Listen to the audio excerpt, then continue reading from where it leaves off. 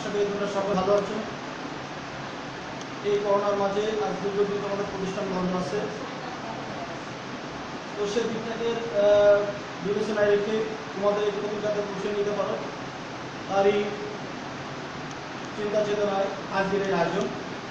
আমি প্রথমে তোমাদেরকে একটু মেসেজ দেবো, এই করোনার মাঝে তোমরা অযথিতভাবে কেউ বাইরে যাবে না। যদি বাইরে যেতে হয় কোনো প্রয়োজনে তাহলে অবশ্যই মাস্ক পরে যাবে এবং দ্রুত অবশ্যই কাজটি শেষ করে বাসা করে যাবে। তো তোমাদের সকলকে ধন্যবাদ জানিয়ে আজকের আয়োজনে ফিরে যাচ্ছি। তো আজকের ক্লাসে সকলকে স্বাগতম। আজকের এই ক্লাসটি উপস্থাপনা করছি আমি মোহাম্মদ মাসুদ করিম, সরকারি শিক্ষক, গোপালপুর স্কুল কলেজ, মনিরামপুর, যশোর। আমার এখানে আমার মোবাইল নাম্বার এবং আমার ইমেল নাম্বার দেওয়া আছে। যদি তোমাদের বিশেষ প্রয়োজন মনে হয় তাহলে তোমরা অবশ্যই এখানে যোগাযোগ করতে পারো। তার যে বিষয়টা তোমাদের সাথে উপস্থাপন করবো সেটি হচ্ছে তোমাদের হিসাব বিজ্ঞান বিষয়ে নবম দশম শ্রেণীর চতুর্থ অধ্যায়। এই অধ্যায় যে বিষয়টা আজকে আমরা আলোচনা করবো সেটা হচ্ছে মূল্যায়ন ও মুনাফা জাতীয় লেনদেন। এটা ডিউরেশন পিরিয়ড অ্যাজ ইউজুয়াল। আজকে যে বিষয়গুলো আমরা শিখবো সেটি হচ্ছে আমরা একটু জেনে নিই। আজকে শেখার বিষয় যে থাকবে মূল্যায়ন ও মুনাফা জাতীয় লেনদেন কি সেটি তোমরা বলতে পারবে। তারপরে মূল্যায়ন মুনাফা জাতীয় লেনদেন এর ধারণা বর্ণনা করতে পারবে এবং মূলধন এবং মুনাফা জাতীয় লেনদেন, মূলধন এবং মুনাফা জাতীয় লেনদেনের পার্থক্য নিরূপণ করতে পারবে। তো আমরা সামনের দিকে এগোই। আমি তোমাদেরকে দৃষ্টি আকর্ষণ করছি, বোর্ডের দিকে তাকাও এবং এখানে নিজের ছবিগুলো একটু খেয়াল করো। ওখানে একটি ছবি এখানে তোমরা দেখতে পাচ্ছ, ছবি কথা বলে। ছবি কথা বলে যদি সেটি অবশ্যই চিন্তার আলোক হয়, চিন্তার আলোকে হয়। চিন্তা করো, বলতে পারবে ছবি। তোমরা এখানে দেখতে পাচ্ছ অবশ্যই এটি এখানে দেখা যাচ্ছে কি সাধারণত প্লাস্টিক সামগ্রী। এটি একটা প্লাস্টিক সামগ্রীর দোকান। এই দোকানে ক্রয় বিক্রয় হয়, লেনদেন হয়। নেক্সট আমি পরবর্তী আরেকটি ছবি তোমাদেরকে দেখাচ্ছি, যদি খেয়াল করো এখানে দেখো উভয় একটি ছবি দেখা যাচ্ছে যেখানে রয়েছে পোশাক প্রস্তুতকারী প্রতিষ্ঠান। এই প্রতিষ্ঠানটা এখানেও তাদের পণ্য ক্রয় করে এবং ক্রয়কৃত পণ্য দিয়ে সেটি কি করে উৎপাদন করে আবার বিক্রয় করে। এখানেও কি হয়, লেনদেন সংগঠিত হয়। নেক্সট আমি তোমাদেরকে আরেকটি ছবি দেখালাম। ছবিটি হচ্ছে এই খেয়াল করো উৎপাদনমুখী প্রতিষ্ঠান। তো তোমরা জানো সবাই আমাদের দেশে সাধারণত উৎপাদনমুখী অনেক প্রতিষ্ঠান আছে। এর ভিতরে দেখা যাচ্ছে আমাদের পাট শিল্প আছে, আমাদের বস্ত্র শিল্প আছে, বিভিন্ন শিল্প প্রতিষ্ঠান আছে যারা মূলত উৎপাদনের সাথে সরাসরি জড়িত, টেক্সটাইলের সাথে জড়িত, সেখানে মেশিনারিজ জড়িত। তো এই উৎপাদনের প্রতিষ্ঠানের এখানেও এটি স্থাপন করতে হলে আমাদেরকে মেশিনারিজটি বাইরে থেকে আমদানি করতে হয় এবং আমদানিকৃত উৎপাদন আমদানিকৃত এই মেশিনারি দিয়ে উৎপাদন করে আবার সেটা বিক্রয় করতে হয়। তো এখানেও আমাদের কিন্তু লেনদেন জড়িত। আমি পরে আরেকটা ছবি তোমাদেরকে লক্ষ্য করছি, আমাদের তোমরা দেখতে পারবো যে গ্রাম বাংলায় শহর সারা শহরে যেখানে হোক না কেন সেখানে এই বিষয়টি ক্রয় বিক্রয় হয়।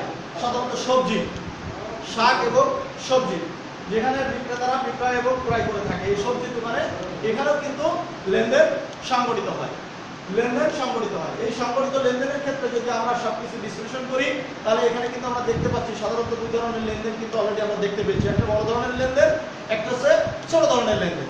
এই বড় এবং ছোট ধরনের লেনদেনকে যদি আমরা বিশ্লেষণ করি তাহলে আসলে সেটি কি পেতে পারি, আমরা একটু নিচে সেটিকে খেয়াল করি। ঠিক আছে, সেটাকে খেয়াল করি। সেটা নাম্বার 1 দেখো, খেয়াল করে যে সকল লেনদেন হতে দীর্ঘমেয়াদী, যে সকল লেনদেন হতে দীর্ঘমেয়াদী 1 বছরের অধিক সুবিধা পাওয়া যায়, যার টাকার অঙ্ক অপেক্ষাকৃত বড় এবং লেনদেন সীমিত সংগঠিত হয় না, তা মূলধন জাতীয় লেনদেন। অপরদিকে যে সকল লেনদেন হতে স্বল্প মেয়াদী সুবিধা পাওয়া যায়, লেনদেনের টাকার পরিমাণ অপেক্ষাকৃত ছোট কিন্তু নিয়মিত সংগঠিত হয় নির্দিষ্ট পর, তা মুনাফা জাতীয় লেনদেন। তো আমরা এই প্রতিষ্ঠানগুলো বিশ্লেষণ করে কিন্তু আমরা যে বিষয়টি পেয়েছি সেটি হচ্ছে এই যে মূলধন এবং মুনাফা জাতীয় লেনদেন। তাহলে আজকে আমাদের পাঠের যে বিষয় সেটি হচ্ছে করি মূলধন এবং মুনাফা জাতীয় লেনদেন। মূলধন এবং মুনাফা জাতীয় লেনদেন, এই ৪র্থ নম্বর অধ্যায় তোমাদের রয়েছে মূলধন মুনাফা জাতীয় লেনদেন। এই মূলধন মুনাফা জাতীয় লেনদেনের ভিতরে আমরা নির্দিষ্ট একটি বিষয় আলোচনা করব, সেটি হচ্ছে আজ আমরা আলোচনা করব মূলধন এবং মুনাফা জাতীয় লেনদেন কি এবং তাদের পার্থক্য নির্ভর। এই বিষয়টি খেয়াল করতে হবে, এটা গভীরভাবে ভাবতে হবে, ভাবতে বিষয়টি তোমাদের কাছে সহজ হয়ে যাবে। তো সুপ্রিয় শিক্ষার্থী, খেয়াল করি আমরা সামনে দিকে এগোই। এখানে আমরা আগে দেখে আসছি, আমরা সেখানে 4টা ছবি দেখেছি। ছবির ভিতরে সেখানে লেনদেনগুলো আমরা নিজেদের বিবেক দিয়ে বোঝার চেষ্টা করেছি এবং পরবর্তী পর্যায়ে আমরা লেনদেনগুলো ফাইন্ড আউট করে পেয়েছি, একটা হচ্ছে মূলধন, একটা হচ্ছে মুনাফা। সেখানে প্রশ্ন হচ্ছে যে এই মূলধন এবং মুনাফা জাতীয় লেনদেন চেনার জন্য সাধারণত আমরা 3টা বিষয় বিবেচনা করে থাকি। 3টি বিষয় বিবেচনা করে থাকি। নাম্বার 1, যে ওই লেনদেনটি আসলে কি দীর্ঘমেয়াদী না স্বল্পমেয়াদী।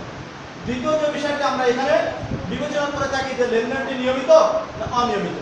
আবার আমরা তৃতীয় যে বিষয়টি আমরা বিবেচনা করি সেটি হচ্ছে বড় অঙ্কের না ছোট অঙ্কের।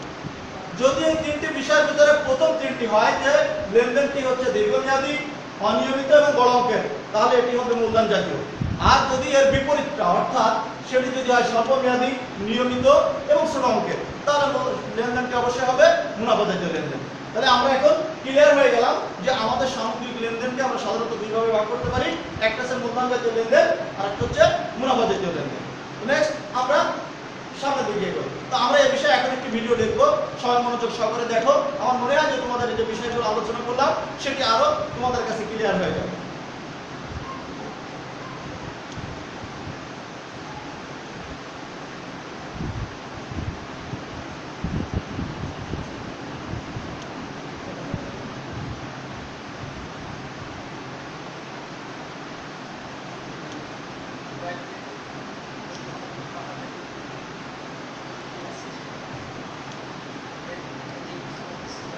মূলধন ও মুনাফা জাতীয় লেনদেন খেয়াল করি সবাই প্লিজ।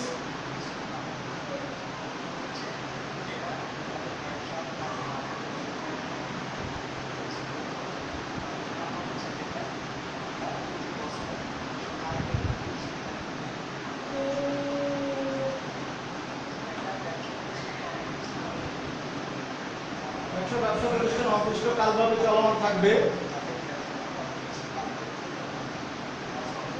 সকলে আশা করে, এটা আমরা সকলেই জানি, সকলে আশা করে।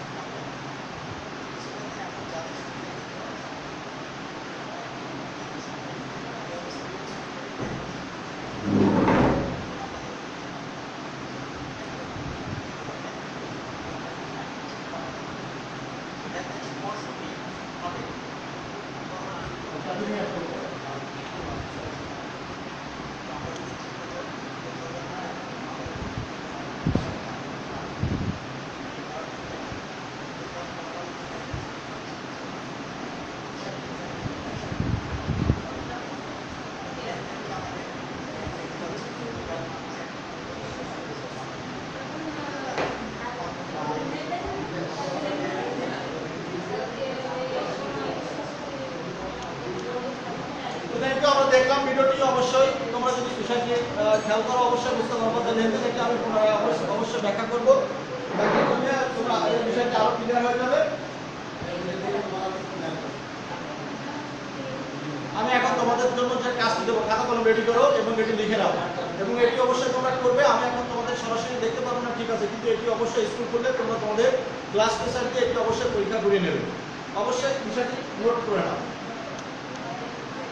1 নম্বর কথা, মূলধন জাতীয় লেনদেন কি সেটি আমি অবশ্যই আলোচনা করেছি, তোমরা ইতিমধ্যে সেটি দেখতে পাচ্ছ। আমি 2 নম্বর কাজ হচ্ছে মুনাফা জাতীয় লেনদেন কি সেটিও আমি আমার ভিডিও এবং আমি আলোচনায় সেটি তোমাদেরকে বোঝানোর চেষ্টা করেছি। 3 নম্বর হচ্ছে মেশিন ক্রয় কোন জাতীয় ব্যয়, মেশিন ক্রয় কোন জাতীয় ব্যয়, এটি আমি তোমাদেরকে দেখিয়েছি। এই বিষয়টি অবশ্যই তোমরা নোট করে নাও। আমি এখানে তোমাদেরকে 1 মিনিট সময় অধ্যাদেশ করছি, এটা নোট করে নাও এবং এটি অবশ্যই যখন তোমাদের স্কুল করবে তখন তুমি তোমার শ্রেণীর শিক্ষার্থী অবশ্যই পরীক্ষা করে নেবে। নেক্সট আমরা পরবর্তীতে চলে যাই। নিচের ছবিগুলো লক্ষ্য করো। আমরা এখানে দেখতে পাচ্ছি সাধারণত একটি মুরগির খামার, যে খামারে এখন সকল সাধারণত ডিম উৎপাদন করে। আমাদের এই খামারিদেরকে যদি খেয়াল করি, এখানেও কিন্তু আমাদের ব্যাপকভাবে রয়েছে কি, ব্যাপকভাবে আমাদের সারা দেশের যে আমিষের চাহিদা আছে এবং নানা রকম দেখা যাচ্ছে যে চাহিদাগুলো রয়েছে, আমাদের কর্মসংস্থানের যে সমস্যা রয়েছে সে বিষয়টিকে মাথায় নিয়ে কিন্তু ব্যাপকভাবে আমাদের দেশে এটি গড়ে উঠেছে এবং সেখানে একটা কি বলা যাবে যে জনপ্রিয় একটি কর্মসংস্থান, জনপ্রিয় একটি কর্মসংস্থান। আমরা একটা দেখছি সাধারণত এখানে দুটি বিষয় রয়েছে, আরেকটা বিষয় হচ্ছে ডাক্তারের বিষয়। এই বিষয়টিতে যেটি বোঝানো হয়েছে সেটি একটু খেয়াল করো। একটা হচ্ছে মুনাফাজাত প্রাপ্তি, অর্থাৎ এটি ক্লিয়ার করি তোমাদেরকে, সেটি হচ্ছে যে তোমরা যখন এই জায়গায় খেয়াল করো যে এখানে একটি ফার্ম প্রতিষ্ঠিত করা হয়েছে, ওই প্রতিষ্ঠিত ফার্মটি যখন তুমি এটি শুরু করেছো তখন সেটি তোমার কাছে ছিল কি, একটা বড় অঙ্কের বিনিয়োগ, এবং এই বড় অঙ্কের বিনিয়োগটি যখন তুমি করেছো তখন সেটি তোমার কাছে হয়ে গেছে মূলধন জাতীয় ব্যয়। সেটা তোমার জন্য হয়ে গেছে মূলধন জাতীয় ব্যয়। এই মূলধন জাতীয় ব্যয় করার ফলে তোমার কাছে তৈরি হয়েছে কি, একটি সম্পদ। অর্থাৎ তুমি একটি খামার পেয়েছো, সেই খামারে মুরগি পেয়েছো, যেটি দিয়ে দেখা যাচ্ছে কি হচ্ছে যে ওই খামারি নিজেকে দেখা যাচ্ছে সামনের দিকে এগিয়ে নিয়ে যেতে পারছে। আর এই প্রতিষ্ঠিত হওয়ার পরে ওই মুরগি যখন বড় হয়েছে সেখান থেকে ডিম পাড়তেছে, এই ডিমটা সে বিক্রয় করছে এবং নিত্য এবং নৈমিত্তিকভাবে কি করছে, সেখান থেকে সে ওই অর্থটা দেখা যাচ্ছে উপার্জন করছে। ফলে প্রথম যেটা ছিল সেটি ছিল তার মূলধন জাতীয় ব্যয়, আর এখানে সেই মূলধন জাতীয় ব্যয় করার পরে সে সম্পদ তৈরি করেছে এবং ওই সম্পদ থেকে দেখা যাচ্ছে সেখান থেকে কি করেছে, সে মুনাফা জাতীয় ব্যয় করেছে। ফলে এটা হচ্ছে তার মুনাফা জাতীয় প্রাপ্তি। এখন আমরা ডিমটাকে যদি বলি, এখানে মূলধন জাতীয় ব্যয়ের পরে মুনাফা জাতীয় প্রাপ্তি। এখন মুনাফা জাতীয় প্রাপ্তির জন্য বলা হচ্ছে, যেটা আমি পরে ব্যাখ্যা দিব যখন তোমাদের স্ট্রাকচার আসবে তখন সেটা ক্লিয়ার করে দেবো। এর পরবর্তীতে মূলধন জাতীয় ব্যয় করতে ল্যাপটপ বা কম্পিউটার আমরা জানি এখন প্রযুক্তি যুগের সবথেকে প্রচলিত একটি বিষয়, যা ছাড়া এখন বর্তমান বিশ্বে কল্পনা করাই দেখা যাচ্ছে দূর ব্যাপার। এখন যে ক্ষেত্রে জানা কেন প্রযুক্তির জন্য অবশ্যই ল্যাপটপ এবং কম্পিউটার বহুল ব্যবহৃত, এবং এটি যদি দোকান করে অথবা দেখা যাচ্ছে কোনো প্রতিষ্ঠানে সেটি ক্রয় করে, সমস্ত কিছুর সমন্বয় হবে সেটি মূলধন জাতীয় ব্যয়। নেক্সট আমি সামনের দিকে এগিয়ে যাই, নিচের চিত্রটি লক্ষ্য করো। এবার আমি এখানে ব্যাখ্যা নিয়ে আসছি যে সাধারণত আমরা লেনদেন, অর্থাৎ একটা ব্যবসা প্রতিষ্ঠানে যখন কোনো কিছু সংগঠিত হয়েছে আর্থিকভাবে, আর্থিক মূল্য হয়েছে, সেটির আর্থিক মূল্য আমরা আগে দেখে আছি, যার আর্থিক মূল্য আছে, আর্থিক অবস্থার পরিবর্তন হয়, দুইটি পক্ষ থাকে, স্বতন্ত্র হয় এবং সর্বোপরি হিসাব সমীকরণের প্রভাব থাকে। যখন এটি কোনো প্রতিষ্ঠানের কোনো ঘটনার ভিতরে এটি খুঁজে পাওয়া যাবে তখন সেটি হবে লেনদেন। আর এই লেনদেন যখন সংগঠিত হলো তখন এই লেনদেনটি আমাদের ফাইন্ড আউট করতে হয়, যেটা এটি কোন জাতীয় লেনদেন, এটি কোন জাতীয় লেনদেন। তখন সেক্ষেত্রে আমরা যদি দেখি তখন এই লেনদেনকে দুই ভাগে ভাগ করা হয়। দুই ভাগে ভাগ করা হয়। এক, প্রথম হচ্ছে সাধারণত মূলধন জাতীয়, দুই হচ্ছে মুনাফা জাতীয়। আমি তোমাদেরকে আগে দেখে আসছি যে মূলধন জাতীয় লেনদেন এবং মুনাফা জাতীয় লেনদেনের চিনার উপায় কয়টা বলেছিলাম, মনে আছে নিশ্চয়ই? তিনটি। কয়টা বলেছিলাম? তিনটি। যে সেটি আসলে আমি সেটিকে বড় অঙ্কের বিনিয়োগ, সেখান থেকে সুবিধাটা আমি কি পরিমাণ পাবো এবং সেই ঘটনাটা প্রায় হয় কিনা। এটা যদি আমার প্রায় হয় তাহলে কি হবে, মূলধন। আর যদি প্রায় না হয়, এই ঘটনাগুলো প্রায় না ঘটে, সেটা হবে কি, মুনাফা জাতীয় লেনদেন। এটা এই মূলধন এবং মুনাফা জাতীয় লেনদেনকে আবার আমরা বিভিন্নভাবে বিভক্ত করতে পারি। খেয়াল করি মূলধন জাতীয় লেনদেনগুলোকে আমরা আবার কি করি, যে এখানে মূলধন জাতীয় প্রাপ্তি এবং আয় বা ব্যয়। যদি খেয়াল করি প্রিয় শিক্ষার্থী, প্রিয় শিক্ষার্থীদেরকে খেয়াল করতে হবে, এটা হচ্ছে মূলধন জাতীয় প্রাপ্তি বা আয় ব্যয়। এই মূলধন জাতীয় প্রাপ্তি বা আয় এটি কিন্তু আমাদের জন্য একটি বড় বিষয়। আমরা যারা সাধারণত ব্যবসায়ী হব বা যারা ব্যবসায়ী আছেন, এই বিষয়টি যখন তাদের মাথার ভিতরে নেই বা আসছে না, তখন দেখা যাচ্ছে তখন কিন্তু ব্যবসায়িক কি হয়, সেখানে কিন্তু সেটি প্রতিফলিত হয় না। কি হয় না? প্লিজ এবার হচ্ছে প্রাপ্তি বা আয়, তারপর হচ্ছে ব্যয়। এই প্রাপ্তিটা কি সেটা খেয়াল করি, যে আমি যখন কোনো সম্পদ অর্থাৎ মূলধন জাতীয় ব্যয় করে যখন কোনো সম্পদ আমি গড়ে থাকি, কোনো সম্পদ যখন আমি গড়ি, ওই সম্পদটি যখন আমি বিক্রয় করি, ওই পুরো টাকাটাই আমার জন্য তখন হয় কি, প্রাপ্তি। আবার যখন আমি কি হয়, যে ওই সম্পদ গড়ার জন্য যেটি আমি ওখানে ত্যাগ করে থাকি, সেটা হচ্ছে আমার জন্য ব্যয়। আর ওই পুরোটা হচ্ছে আমার জন্য কি, প্রাপ্তি। প্রাপ্তি থেকে ব্যয় যখন আমি বাদ দিই, তখন সেটি তৈরি হয়ে যায় কি, আমার জন্য আয়, মূলধন জাতীয় আয়।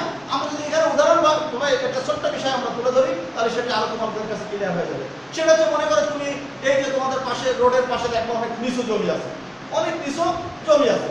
যদি ওই নিচু জমিটাকে তুমি খরিদ করো তাহলে সেটির মূল্য হবে কি নিশ্চয়ই অল্প। যখন ওই অল্প জমি অল্প মূল্য দিয়ে জমিটি ক্রয় করার পরে সেটিকে মাটিতে ভরাট করবে, ভরাট করার পরে পরবর্তীতে যদি তুমি ওখানে প্লট করো অথবা সেটাকে ফ্ল্যাট করো অথবা দেখা যাচ্ছে সে বহুতল বিশিষ্ট যদি সেখানে কোনো ভবন নির্মাণ করো সেটি কিন্তু আস্তে আস্তে বিক্রয় করে দাও তাহলে কিন্তু বড় অঙ্কের একটা অ্যামাউন্ট পাবে। তো তুমি যদি ওই পুরো টাকাটা তুমি পাও, ওই পুরো টাকাটা যদি তুমি পাও সেটি হচ্ছে তোমার কাছে সেটি বিক্রয় করার পরে সেটা হচ্ছে তোমার জন্য মূল্যায়ন জাতীয় প্রাপ্তি। কিন্তু এই সম্পদ ভিতর থেকে গড়ার জন্য তোমাকে কিন্তু জমি কিনতে হয়েছে, জমি কেনার জন্য রেজিস্ট্রেশন ব্যয় করতে হয়েছে, মাটি আনার জন্য তোমাকে দেখা যাচ্ছে কি টাকা দিতে হয়েছে, সর্বোপরি ওখানে বিল্ডিং বা অন্যান্য যে লেবার যাদেরকে ওখানে লাগানো হয়েছে প্রত্যেকের জন্য কিন্তু একটা অর্থ তোমাকে ত্যাগ করতে হয়েছে। এই ত্যাগকৃত যে অর্থ এই অর্থটাই হচ্ছে তখন তোমার জন্য সেটি কি ওই ব্যয় হিসেবে পরিগণিত হবে। এবার তুমি যখন এই প্রাপ্তি থেকে ব্যয়টি বাদ দিয়ে দেবে তখন তোমার জন্য সেটি মূল্যায়িত আয় হয়ে যাবে। এই জন্য মূল্যায়িত প্রাপ্তি বা আয় কখনো এক নয়, এটা তোমাদেরকে মনে রাখতে হবে। দ্বিতীয় হচ্ছে মুনাফা জাতীয় আয়। এই মুনাফা জাতীয় লেনদেনের ক্ষেত্রে মুনাফা জাতীয় প্রাপ্তি বা আয় ঠিক একইভাবে ঠিক একইভাবে যে আমি যদি একটি বিজ্ঞাপনী সংস্থা হয় বা তোমরা যদি একটা বিজ্ঞাপনী সংস্থা তৈরি করো তো মনে করো যে ওই টাকাটি যখন তুমি পাবে পুরো টাকাটা 4 বছরের জন্য তুমি বিজ্ঞাপন দিচ্ছ, 4 বছরের জন্য বিজ্ঞাপন দিচ্ছ, কিন্তু 4 বছরের জন্য পুরো টাকাটা তুমি অ্যাডভান্স নিতে পারো, কিন্তু ওই টাকাটি যখন তুমি গ্রহণ করবে তখন ওই টাকাটি তোমার কাছে কি পুরোপুরি আয় হবে না, ওটা তোমার কাছে কি হবে প্রাপ্তি, এবং সেটি হবে কি বিলম্বিত মুনাফা জাতীয় একটা ব্যয়ের ভিতরে সেটি চলে যাবে। কিন্তু সেটি কি প্রত্যেক বছরের জন্য, অর্থাৎ পুরো টাকাটা তোমার জন্য প্রাপ্তি। আর যখন ওই অংশ থেকে তোমার ওই বছরের জন্য যেটা অর্জন হবে সেটা তোমার জন্য হবে কি ব্যয়। ঠিক আছে, তাহলে এখানে বোঝা গেল যে প্রাপ্তি বা ব্যয়টা একই কথা নয়। আবার প্রাপ্তি বা প্রদান একই কথা না। আমার প্রয়োজনে আমি একজনকে অনেক টাকা দিতে পারি, কিন্তু সেই টাকার এগেনস্টে আমি কি হয়েছে যে আমি আমার পুরোটা সেবা তো আমি পাইনি, এখন আমি তারও পেতে আসি, ফলে ওই টাকা আমার জন্য কখনো ব্যয় হতে পারে না, ওটা প্রদান হবে। কিন্তু আমি সংশ্লিষ্ট বছরে যেটি খরচ করেছি সেটি আমার জন্য হবে কি ব্যয়, আর বাকিটা সব হবে কি প্রদান।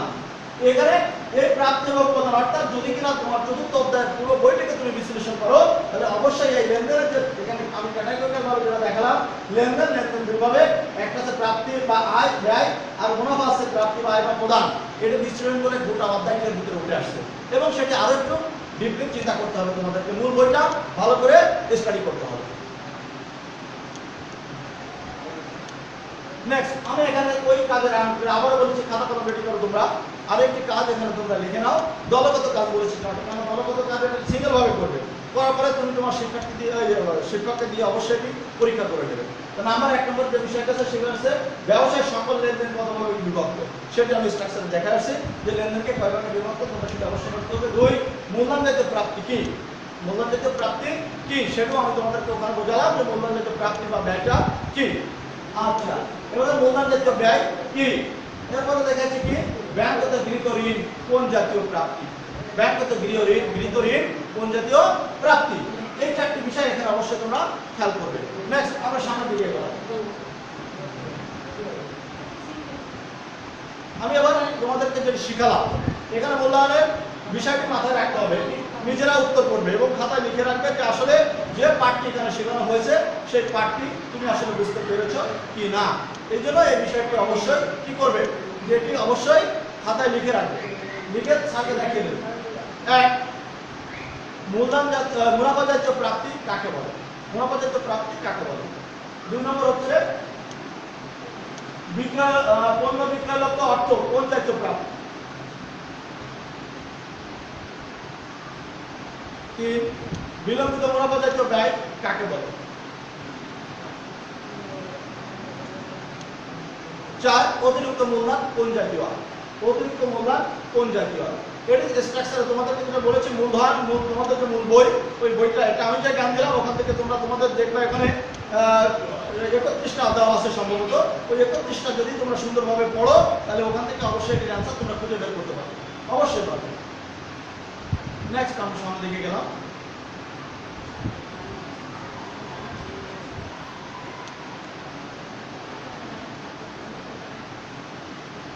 বাড়ির কাজ একটু নোট করো, নোট ডাউন করো সবাই, এটা লিখে নাও।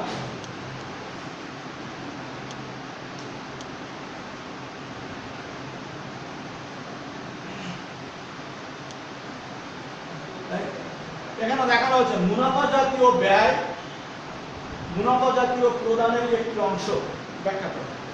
অবশ্যই বিষয়টি যদি আমি তোমাদেরকে ব্যাখ্যা দিচ্ছিলাম একটু খেয়াল করো যে মুনাফা জাতীয় ব্যয় অর্থাৎ আমি কোন অংশটুকু আমার সংশ্লিষ্ট বছরের জন্য ওই বছরটুকুই হবে আমার মুনাফা জাতীয় ব্যয়, আর অতিরিক্ত যেটি আছে সেটি হচ্ছে মুনাফা জাতীয় প্রদান। এটি তোমাদের আঙ্গিকে গভীরভাবে চিন্তা করে তোমার আশেপাশে যে প্রতিষ্ঠান আছে তার আঙ্গিকে চিন্তা করে তুমি চেষ্টা করবে এটার ব্যাখ্যা করার জন্য। আর এটি করতে পারলে আমি আশা করছি যে তোমাদের ভিতরে অনেক অনেক কিছু ঢুকে যাবে।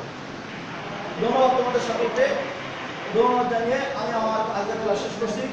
আমার শেষ মেসেজটি হচ্ছে আবারও বলবো, এই করোনার ভিতরে অবশ্যই হাত পরিষ্কার পরিচ্ছন্ন করবে এবং যেভাবে থাকার কথা সেভাবে থাকবে। প্রয়োজনে বাইরে যাবে কিন্তু দ্রুত ফেরত আসবে, আর বাইরে গেলে অবশ্যই মাস্ক পরে যাব এবং নিয়মিতভাবে মাস্ক পরিষ্কার করবো। তোমরা সবাই সুস্থ থাকো, ভালো থাকো, এই শুভকামনায় আজ বিদায়।